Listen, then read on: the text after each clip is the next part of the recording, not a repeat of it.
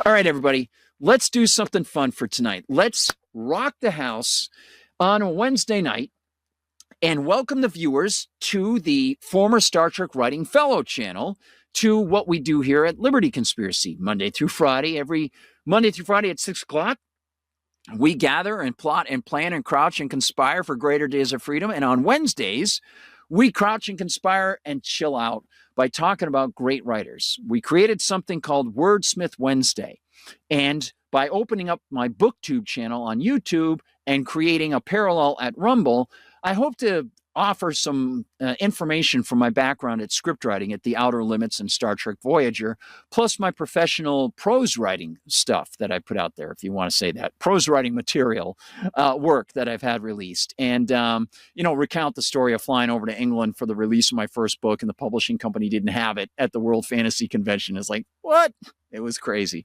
It was pretty crazy. So there's all sorts of fun stories to share and to get feedback from other people about their favorites. Things that in prose fiction could be really meaningful, maybe broke a path or might have helped establish something different, genres that people might like. Let's get some suggestions. Let me give you some suggestions. So we've spoken about some great writers, and we're going to take the opportunity now to get into just that sort of thing. We are going to do a little reference to my days back in time in Vancouver. You know Vancouver. It's down there in Texas, British Columbia, Texas.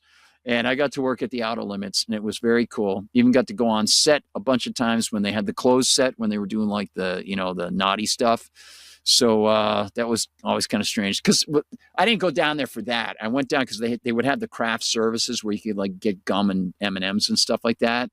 And you try to allow people their privacy, but you're just like walking in. It's really weird. The actors, they were cool. Everybody was pretty cool. Oh, wait a minute. Is this what I want? No, this isn't what I want. We want something different. Sorry about that. That's not what I want. All right. Let's roll with it, baby. We're going to go with our Outer Limits theme. And of course, this will be edited later. So hopefully we won't press the wrong button again. All right. It's time for us with our Outer Limits intro. Where is my Outer Limits intro? I got to find, oh, there it is. The control voice. Okay. Welcome to the former Star Trek Writing Fellow channel, and a little discussion about a pretty cool wordsmith. Let's hear from the control voice from Vancouver, and even before that, the black and white days. There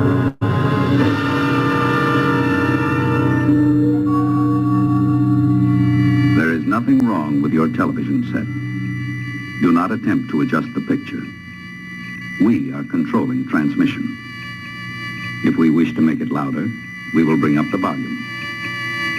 If we wish to make it softer, we will tune it to a whisper. We will control the horizontal. We will control the vertical. We can roll the image, make it flutter. We can change the focus to a soft blur, or sharpen it to crystal clarity.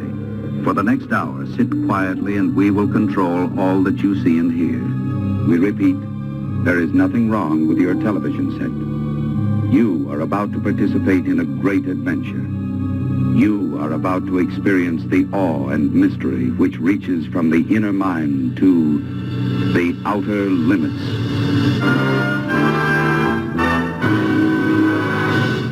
All right. Thank you, control voice. Thank you. And it's okay that you freaked me out as a kid with that high-pitched whine. Remember when I did the high-pitched whine when I was over in Moscow before I came back here to the studio in Moscow, and I freaked one of the Lynx out? He was up on the table, and I did that, and he was like freaked out.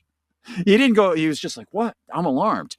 So sorry about that, Leo. He's a good cat, and I didn't mean to freak him out. So you might be familiar with the old black and white films of this character, Charlie Chan. Charlie Chan. This is from 1940. Charlie Chan, The Murder Cruise. Now, you might have grown up watching some of the Saturday afternoon Charlie Chans. They had those on in Boston. They were great. Really great stories. Really enjoyed those. Number One Son. Remember that? All those things, right? I want to tell you about the author of the Charlie Chan mysteries. And I'm doing this as part of BookTube because this, in a way, is we're getting ready for July, Private Eye July. So here it is. Private Eyes, they're watching you. This is the very first Charlie Chan novel. It's by a man who graduated from Harvard, Earl Derr Biggers. D-E-R-R is his middle name, and then B-I-G-G-E-R-S. Earl Derr Biggers. And the very first Charlie Chan novel, The House Without a Key, really set the world on fire for fans of mysteries. Why? Well, for a number of reasons. It's beautiful writing, and it introduced a character who, coming around in that era, 1930s, 1940s, was just on the tail end of what in America was called the Yellow Peril era. That actually traces back to something we've discussed, if you're watching on former Star Trek Writing Fellow channel. On Liberty Conspiracy, I often mention that immigration was not a federal purview. The word isn't even in the Constitution. It was a state issue until 1875, and it's supposed to still be a state issue because the Constitution hasn't been amended.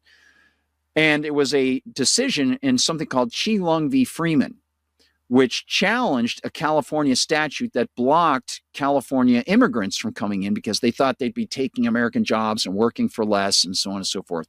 So that California statute was challenged in 1875. It was written in 1872.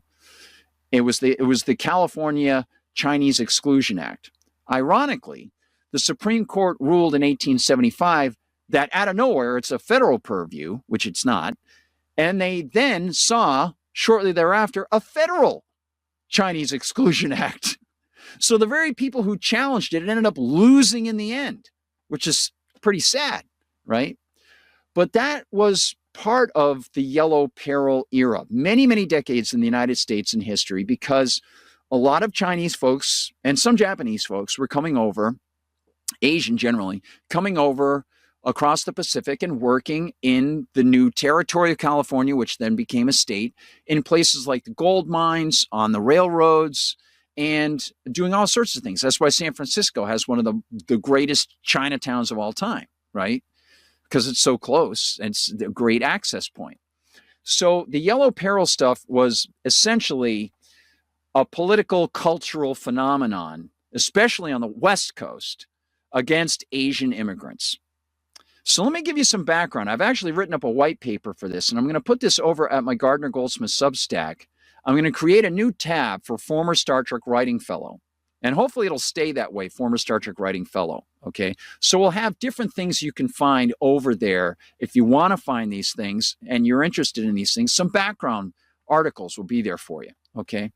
So I'm gonna give you some of that background info. I also want to show you what the entry looks like for fantastic fiction. Okay, so when you go into my piece, once it's posted, you'll see that there's a link to fantastic fiction that actually will show you this man's picture, Earl Derr Biggers. Earl Derr Biggers was born in Warren, Ohio, on August 24th, 1884. Years later, while attending Harvard University, Biggers showed little passion for the classics, preferring instead writers such as Rudyard Kipling and Richard Harding Davis. And there's another great discovery right there if you click on that.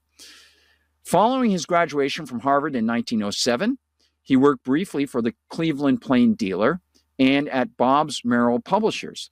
By 1908, Biggers was hired at the Boston Traveler to write a daily humor column.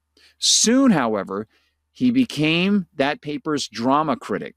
It was at this time that he met Eleanor Ladd, who would later become his wife and who would have a marked influence on his writing. So what's really interesting about this is when you read this book, it opens with a beautiful passage in Hawaii as a woman walks through Hawaii. So let me give you the opening of this, because I think you'll find it quite interesting. And the woman comes from Boston. And of course, he went to school in Cambridge, right across the river. Essentially, they kind of see it as the same city, although it's not, but still. So the first chapter opens, it's called Kona Weather. Miss Minerva Winterslip was a Bostonian in good standing and long past the romantic age. Yet beauty thrilled her still, even the semi-barbaric beauty of a Pacific island. As she walked slowly along the beach, she felt the little catch in her throat that sometimes she had known in Symphony Hall, Boston, when her favorite orchestra rose to some new and unexpected height of loveliness. It was the hour at which she liked Waikiki best, the hour just preceding dinner and the quick tropic darkness. The shadows cast by the tall coconut palms lengthened and deepened. The light of the falling sun flamed on Diamond Head and tinted with gold the rollers sweeping in from the coral reef. A few late swimmers, reluctant to depart, dotted those waves, whose touch is like the caress of a lover. On the springboard of the nearest float, a slim brown girl poised for one delectable instant. What a figure! Ms. Minerva, well over 50 herself, felt a mild twinge of envy. Youth. Youth like an arrow, straight and sure and flying. Like an arrow, the slender figure rose, then fell. The perfect dive, silent and clean. Miss Minerva glanced at the face of the man who walked beside her. But Amos Winterslip was oblivious to beauty. He had made that the first rule of his life. Born in the islands, he had never known the mainland beyond San Francisco. Yet there could be no doubt about it. He was the New England conscience personified, the New England conscience in a white duck suit. So, what I really like about that is not only its beauty, its rhythm. It's a very, very good boom, boom, boom, boom, boom, right? So Mr. Biggers is a good stylist, right? And there's a practice to that. And you don't want to make it too pat, but you get a handle of doing that with repeated iterations. Some people just have a knack for it, but you keep working at it. And eventually you get the inner ear, you say, oh, yeah, that's got a good rhythm. But there's an efficiency to his prose because you get the sights and smells, you get the temperature, you get the light, and you get her surroundings as he discusses the light, then going on to certain things. So you get, again, as we were discussing on Liberty Conspiracy, what is within proximity of her, right? So and there's another person who does this very well, is John Sanford. And I'll read you a sample of that sometime later when I talk about John Sanford's very, very good Lucas Davenport books, the Prey series. But that is a very, very good piece that also gives you background in a way that's not clunky exposition. Because in order to give us information about the woman, she sees a young woman. And then she reflects on herself. And it's not artificial because a person might naturally feel that way. Oftentimes in an opening of a book, they give exposition dumps. They say, so-and-so was there. He was, he thought about his time walking up the mountain, doing this and getting here and blah, blah, blah, blah, blah, and doing this and doing that. And he's like, dude, I understand. You're trying to give us this information and you shouldn't be doing this way. This is just completely inappropriate. And a lot of new writers do that. Not here with Biggers. He does a great job on this. Let me give you some other background because one of the things that I wanted to make sure that I imparted to you on Wordsmith Wednesday was the very noble reason that Biggers had this idea for Charlie Chan. And what's interesting is I didn't know this when I read that opening in Hawaii. Check this out. Little research. I put a bunch of things, cutting and pasting and rewriting and stuff like that as I went through this. So just to give you some information, okay, I'm going to go into The books, the original books, there's House Without a Key, that's this one, published in 1925. Then The Chinese Parrot in 1926. Then Behind That Curtain in 1928. The Black Camel in 1929. Charlie Chan Carries On. That's one of the most popular ones. You see that all over the place, 1930. And Keeper of the Keys in 1932. Now, subsequent to that, Charlie Chan movies really eclipsed the popularity of the novels. Many people don't even know that Charlie Chan came from a very popular mystery series, just like they don't know that Perry Mason came from a popular mystery series by Earl Stanley Gardner, right? Same sort of thing. Or The Saint, the same thing. There's a series of novels, Simon Templar, St., The Saint. So what's interesting here is, let me give you this info. Earl Derr was born 1884, died 1933. He was an American novelist and playwright, best known for creating the fictional Chinese-American detective, Charlie Chan. He was born in Warren, Ohio, as we mentioned. His father was Robert and his mother was Emma, and he graduated from Harvard, 1907. And then he continued. He actually had contributed at the Lampoon, so he had the knack for writing while he was at Harvard.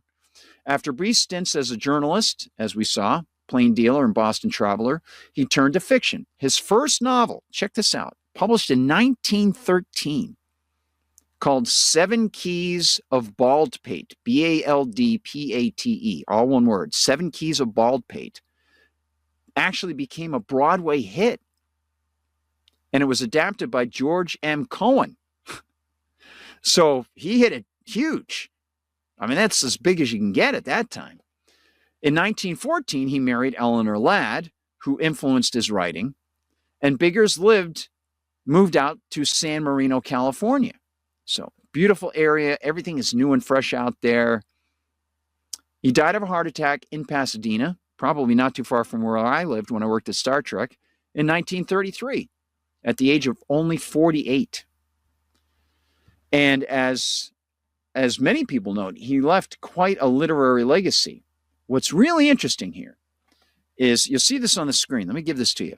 Biggers created Charlie Chan to counter negative stereotypes of Chinese immigrants, such as the yellow peril villains like Fu Manchu. Now, I happen to think Fu Manchu is really cool, both as a character and as a band. Going to see them in September, by the way, in Cambridge, of all things, not too far from the gates of Harvard. Right around the corner, actually. You could throw a rock over to him. Get one of the Harvard students. Oops, sorry. Yeah, so he was inspired by a 1919 vacation in Honolulu. So there you go. His very vacation, what he soaked up in Honolulu, is right at the start of his very first Charlie Chan book. He read about Chinese Hawaiian detective Chang, C-H-A-N, Chang Apana. He was a Chinese Hawaiian detective in Honolulu in 1919. That's who inspired Charlie Chan.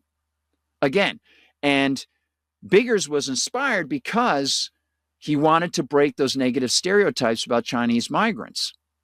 So he envisioned an amiable Chinese hero who was wise, benevolent, and worked alongside Americans. In a 1931 Syracuse Herald interview, he expressed his intent to portray Chinese characters positively, fostering respect for Chinese immigrants by showcasing Charlie Chan as a capable detective in the Honolulu Police Department. This approach was progressive for the 1920s, though some descriptions reflected era-specific stereotypes. Charlie Chan appeared in those 6 novels, as I mentioned, all serialized first by the Saturday Evening Post. Interestingly enough, Chan did not appear in Biggers' short stories at all, which included titles like The Ebony Stick and Moonlight at the Crossroads. Those are all collected in a book called Earl Derr Biggers Tells 10 Stories, which was released the same year as King Kong, 1933. No canonical Chan short stories exist by Biggers or others. Charlie Chan character, of course, became a cultural phenomenon, appearing in over 44 films. A lot of times they're only about an hour long. Starting with The House Without a Key in 1926, a Pathé serial featuring Japanese actor George Kuwa in the title role. Early films cast East Asian actors like Kamiyama Sojin and E.L. Park, but success came with Swedish actor Warner Oland in Charlie Chan Carries On in 1931, leading to 15 more Fox films. And they made a lot of money off of those.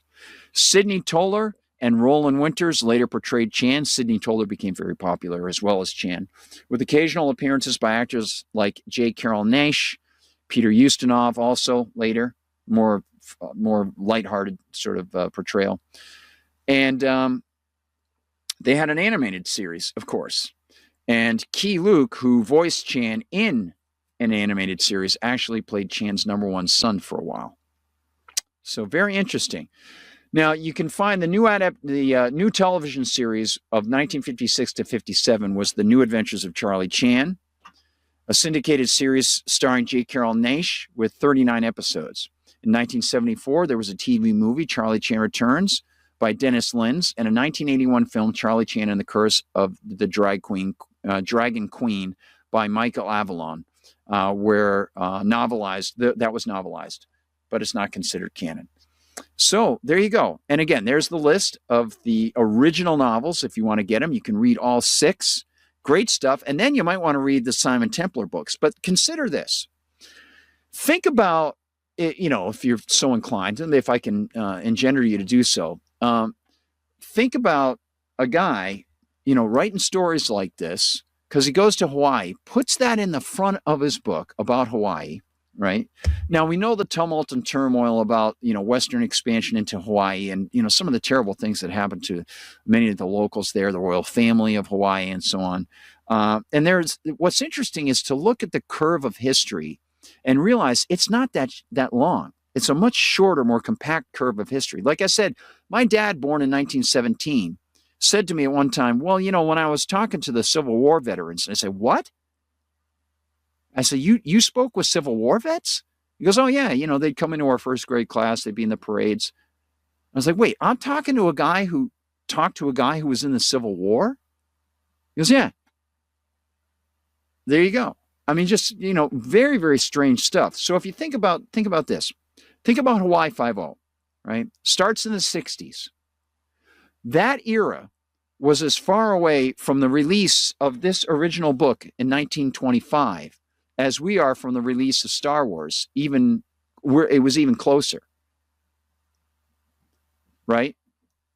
Almost the exact same thing. So if you think, Star Wars still has the vibe of, being pretty cool and not ancient history, well, Hawaii Five-0, bringing in Cam Fong as Chin Ho, Zulu as Kono, all those Hawaiian guys, right? That was a big deal, right? Pretty cool. And you gotta hand it to Jack Lord as well, just as a quick aside. Just like Darren McGavin on Kolchak the Night Stalker for the run of that series, which was very brief on ABC on Friday nights after they did the first 2 TV movies. Darren McGavin was pretty much the unnamed executive producer of the show. Like, he was not only starring in it, he was reviewing a lot of the scripts, he was handling a lot of the money, because he was essentially backing it himself. Like, he was trying to keep it going. So kudos. He lived in our town in Westport, Connecticut. Like, my folks knew him, I guess. And they said he was a great guy. And Paul Newman's kids lived there too. And Linda Blair lived there as well. But in fact, Linda Blair, I think, was in my brother's classes or something. And one of the Paul Newman's daughters invited my sister over. I think she was in their house one time. But anyway, it doesn't matter. I mean, it's jobs for everybody. But they do have that sort of celebrity thing. And there is something to the impact of pop culture and movies and things like that that connects to the history and the real people whose lives were affected in ways that maybe benefited from a guy like this man Biggers in creating a character that everybody dug, right? Super cool.